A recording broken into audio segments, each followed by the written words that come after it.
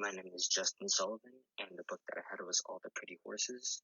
And the themes that I wanted to go over and how to read literature like a professor was the theme of violence in the novel and the theme of the quest in the novel as well. So those would be chapter 1 and chapter 11. So for violence, John Grady kind of realizes that violence is a constant in everyday life. You can't really have life without violence. Those things aren't mutually exclusive from one another, and you have to have both. He sort of realizes it throughout the novel and has countless experiences with violence that kind of mature him as well. For example, in the beginning of the novel, he realizes that his hometown that he grew up in was on the back of, and it was created from violence with the Native Americans, and the history of that land was, created because of violence itself. And his first experience with violence itself in the novel would be the first major experience would be with Blevins and how he was murdered by the captain because of a bribe, which really matured him and kind of settled him in reality that violence is obviously an everyday occurrence.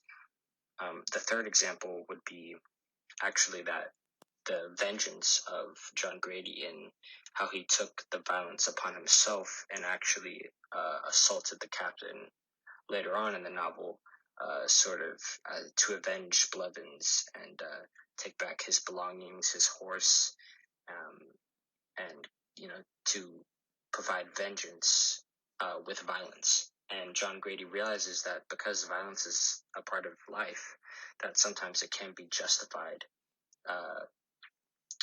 when justified correctly, obviously, which is completely different from the captain that kind of did it only for monetary gain.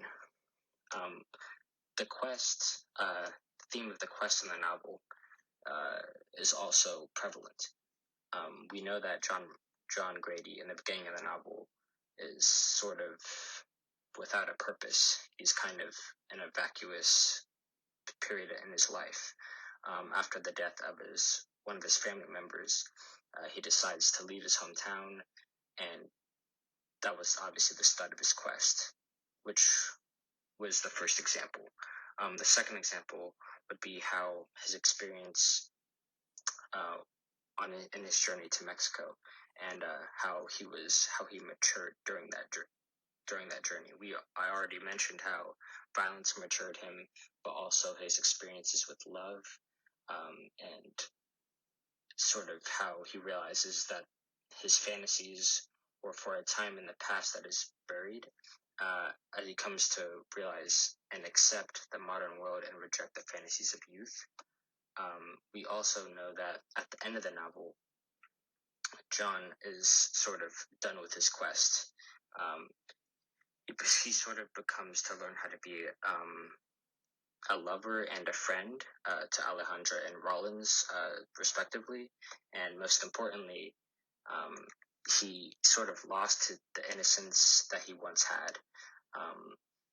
And he's kind of complete now. But before he felt empty, but now he's complete. It's kind of gone for full circle, and it's a very good way to end the novel.